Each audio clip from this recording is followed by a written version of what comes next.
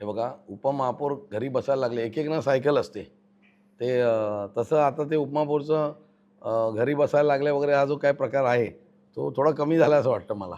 कारण आता हे उपमहापौर आहेत, ते अजून घरी बसले नाहीत. हे माझे उपमहापौर आहेत आणि ते आता आहेत परत. आणि हे आलेत, म्हणजे घरी न बसता इथे बसलेत. पण स्वतः बसलेत. बरं, ह्यांचं तिकीट गेलं, पत्नीला मिळालं, असंही काय झालेलं नाही. त्यामुळे हे एक बाजूलाच माझ्या उदाहरण आहे, की त्यांना 1 वर्षच मिळालं होतं त्यावेळेला. उरलेलं कमी होतं, 8 महिने. हां, 8च महिने होते ते. तर ते इथे बसलेत. त्यामुळे कुठल्या पदाला काय नावं ठेवण्यापेक्षा माझं असं म्हणणं आहे, की पदातला शोभा आणणं हे व्यक्तीचं काम आहे. पदामध्ये काम करणं हे व्यक्तीचं काम आहे. आपण महापौरचे अधिकार उपमहापौरला नसतात. सभापतीचे अधिकार उपमहापौरला नसतात. पण उपमहापौर आहे. त्याने त्याचा योग्य विनियोग केला, तो काम करू शकतो. केलं पाहिजे आणि करता येतं, असं माझं ठाम मत आहे. म्हणून काय आम्हाला उपमहापौर घ्यायचं आहे, हा म्हणणं नाही माझं. पण एखाद्या पदाला नष्ट ठरवणं, तिथे बसलं का हेच होतं, असं काही नाही आहे. आणि हे माझ्या बाजूला उदाहरण आहे. हां? नाही, फक्त उपमहापौर नाही, काय-काय आता चर्चा होते, काय वरिष्ठ ठरवत आहेत. बरीचशी पदं आहेत ना, समित्या आहेत 5, विषय समित्या 5 आहेत. प्रभाग समित्या 9 किंवा 10 ज्या काय गठीत होतील त्या होतील. त्याच्यानंतर परिवहन समिती महत्त्वाची समिती आहे. शिक्षण मंडळ आता सध्या नाही आहे, पण ते गठीत करणं असं कानावर येतं आहे. त्याच्यानंतर उपमहापौर आहे, सभागृह नेता आहे, सभापती आहे. ही सगळी पदं आहेत. ह्या पदांमध्ये काहीतरी जो काय आता जर 75 आणि 28 म्हटलं तरी, नाही म्हटलं तरी 70-30 नाही, पण 73-27 एवढा तर रेशो होतोय ना, तो पण बघायला लागेल थोडा.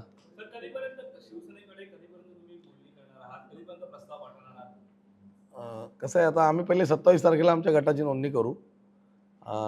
29 महापालिका असल्यामुळे वरिष्ठ पातळीवर या संदर्भात चर्चा होईल असं माझं कयास आहे. तत्पूर्वी आम्ही आमच्या ठाणे शहराची म्हणून काही एक मागणी ठेवू, की बाबा आम्हाला ही पदं अपेक्षित आहेत.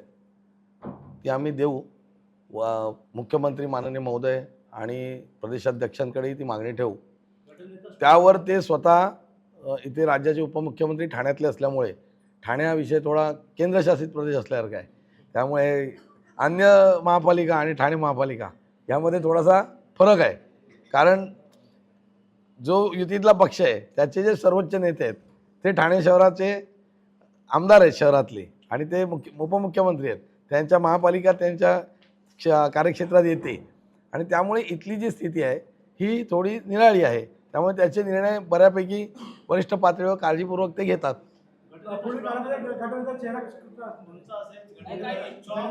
मी म्हटलं ना तुम्हाला, जे अनुभवी आहे, जो सर्व नगरसेवकांना मार्गदर्शन करू शकतो. मगाशी मी बैठकीत म्हटलं, की नगरसेवक नवीन आहेत, तर त्यांना शिकवलं पाहिजे ना.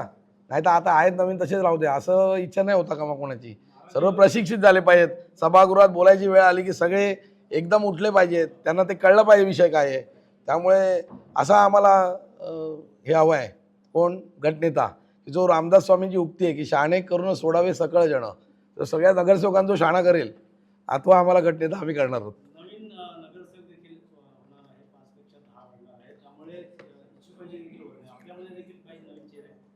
नक्कीच देऊ. त्याच्यामध्ये थोडे निकष आहेत. गेल्या वेळेला आपण त्या निकषांमुळे बराच वेळ कोर्ट कचेरीत अडकलं. समाज घटकातल्या विविध क्षेत्रातून पण निवड करावी, तर त्याच्यातले कार्यकर्ते पण असतात. काही काम केले कार्यकर्ते सामाजिक हे, तर ते त्याच्यातनं आम्ही निवड करून चांगले प्रतिनिधी देऊ. नाही, विचार करायला लागेल, त्याचं धोरण ठरवायला लागेल. निवडणूक लढलेला न लढलेला याबाबत धोरण पार्टी ठरवेल. नाही, या ठिकाणी आता कोकण आयुक्तांकडे जाऊन 27 तारखेला आमच्या भारतीय जनता पार्टी ठाणे महानगरपालिका गटाची नोंदणी आम्ही करणार आहोत. त्या संदर्भात बैठक पार पडली. गटनेत्याची निवड करण्यासंदर्भात सर्व नगरसेवकांचं काय म्हणणं आहे हे देखील आम्ही ऐकून घेतलं. आता यापैकी जे नगरसेवकांना आपल्याला गटनेता म्हणून ज्यांची नियुक्ती करावी वाटते, ते प्रदेश पातळीवर आम्ही नावं देऊन प्रदेशातनं त्याचा निर्णय येईल. सर्व नगरसेवकांनी मिळून गटनेता निवडीचे सर्व अधिकार हे पक्षनेत्यांकडे सुपूर्द केलेले आहेत.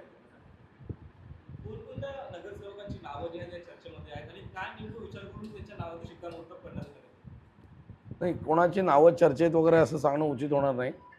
परंतु त्याची सभागृहातल्या कामकाजाचा अनुभव आणि सर्व नगरसेवकांना मदत होईल, सभागृहात पक्षाची भूमिका मांडण्यासाठी त्याचा उपयोग होईल अशा पद्धतीच्या थोडा अनुभवी असलेल्या नगरसेवकाची याकरता निवड केली जाईल. भाजपने देखील महापौर पदावरती जो आहे तो दावा केला आहे. तुमच्या देखील पक्षामध्ये काही चेहरे आहेत, काही एससी प्रवर्गातील उमेदवार आहेत. कशा प्रकारे त्यांच्याबद्दलचा विचार केला जाईल, कशा प्रकारे शिवसेनेची बैठक वगैरे या काळामध्ये पार पाडली जाते? आमच्या पातळीवर कुठली बैठक अजून झालेली नाही आहे, परंतु निवडणूक युतीमध्ये आम्ही लढलेली होती आणि युतीत लढल्यामुळे जरी शिवसेनेचं संख्याबळ पूर्ण बहुमताचं असलं 75 किंवा त्यांना एका सदस्याने पाठिंबा देऊन 76, तरी देखील त्या येण्यामध्ये आमच्या 28 येण्यामध्येही त्यांचा सहभाग आहे, मी असं म्हणणार नाही. तसं त्यांच्या 75 येण्यामध्ये देखील भारतीय जनता पार्टीचा सहभाग आहे. त्याचा विचार करून त्यांनी सत्तेमधला यथोचित जो सहभाग आहे तो भारतीय जनता पार्टीला दिला पाहिजे अशी आमची अपेक्षा आहे. बघा, महत्त्वाची पदं हा शब्द पडण्यापेक्षा सत्तेमध्ये यथोचित सहभाग घेतला गेला पाहिजे. कारण आम्हालाही लोकांनी मतदान केलं आहे. आमचे 28 लोकप्रतिनिधी निवडून आलेले आहेत. त्यांना देखील जनतेला न्याय द्यायचा आहे, लोकांची कामं करायची आहेत. आणि शेवटी स्वाभाविक आहे राजकारणामध्ये, आता समजा हा कार्यकर्ता आहे, हा नुसताच काम करेल आणि तो नगरसेवक झालेली या व्यक्ती काम करतील ह्याच्यात फरक पडतो. तसं नगरसेवक झाला आणि तो सभापती झाला, उपमहापौर झाला, महापौर झाला, त्याच्यानंतर अनेक अन्य पदे, स्टँडिंगचा अध्यक्ष झाला, सभागृह नेता झाला, तर तो लोकांचे प्रश्न मांडणं आणि ती कामं होणं या दृष्टिकोनातून आपण त्याकरता बघितलं पाहिजे आणि त्या दृष्टीने आम्हाला त्याच्यात सहभाग मिळावा अशी आमची रास्त अपेक्षा आहे.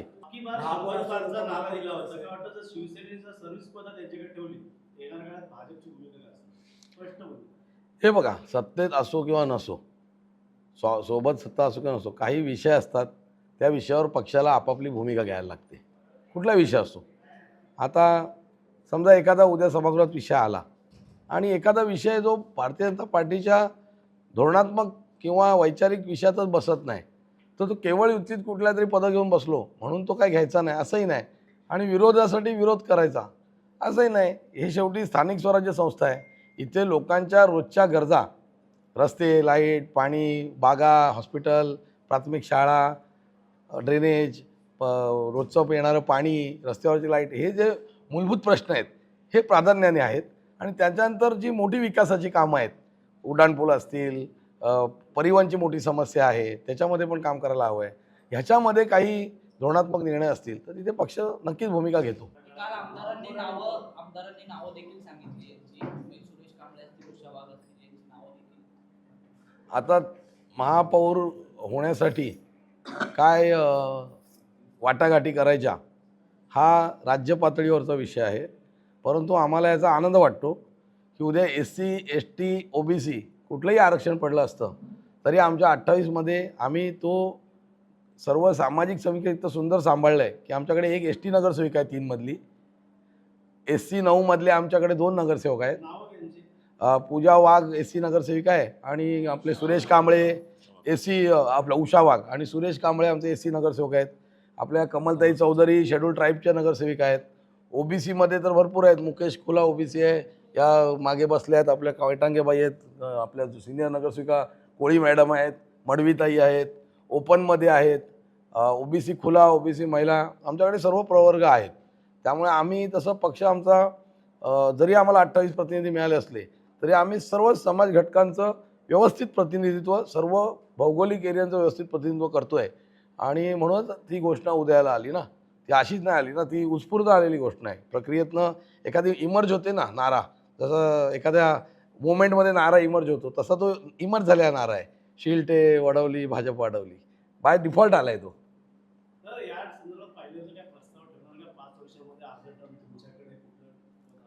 आमचे सर्व प्रस्ताव आहेत.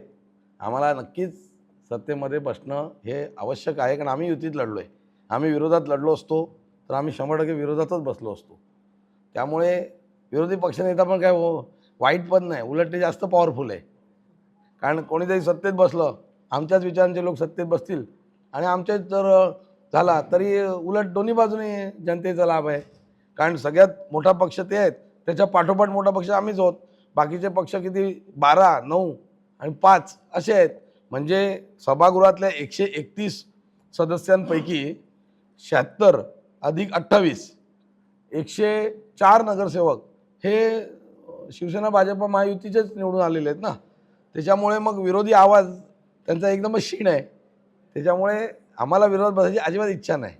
ते बसणं पण चूक आहे, कारण आम्ही युतीत लढलो आहे. पण आम्हाला योग्य सन्मान दिला गेला पाहिजे. योग्य म्हणजे योग्य, आम्ही काय आवाज बोलत नाही. आम्हाला पण कळतं, आम्ही एवढे वर्ष युतीत काम केलं आहे, विदाऊट युतीत केलं आहे. संख्याबळ पुरेसं झालेलं आहे, पण ते युतीत झालेलं आहे याची थोडीशी जाणीव ठेवली गेली पाहिजे. नाही पण घेतली आहेत कुठे अजून? माझं म्हणणं काय आहे, नाही त्यांना काही चालवू दे ना. असं काही होत नाही ना त्यांचं चाललंय असं. सगळं प्रत्येकाचं आपापलं, उद्या आम्ही काही चालवू म्हणून आम्ही म्हणतो तसं होतं का? असं होत नाही ना. वरती पक्ष वरिष्ठ पातळीवर केंद्रामध्ये युती आहे, राज्यामध्ये पण युती आहे. आणि त्या अनुषंगाने ठाण्यापुरता विचार केला, ठाणे कल्याण मुंबईचा, तर या ठिकाणी देखील प्री पोल अलायन्स झालेला आहे. त्यामुळे तो प्री पोल अलायन्स हा त्यांना ग्राह्य धरावाच लागेल, हे आमचं म्हणणं आहे. आणि तो त्यांनी धरला पाहिजे. मतदारांचाही सन्मान आहे ना साहेब. असं नाही ना की आम्ही नगरसेवक आहेत म्हणून आम्हाला पदं दिली पाहिजेत, हा विषय नाही आहे. त्या नगरसेवकांच्या पाठी मतदारांचा घटक आहे ना, तो विचार करा ना. ॲव्हरेज एका उमेदवाराला 12-12, 14-14, 18, 16-16 हजार मतं पडली आहेत. म्हणजे 30 लोकांना 16-16 म्हणजे 2-2.5 लाख मतं आम्ही जर घेतली आहेत, तर त्या मतदारांचं पण प्रतिनिधित्व आहे ना. त्यांना पण कुठेतरी मान दिला पाहिजे. त्यांनी सत्तेत युतीमध्ये मतदान केलेलं आहे. ह्या सगळ्या गोष्टी बघाव्या लागतात.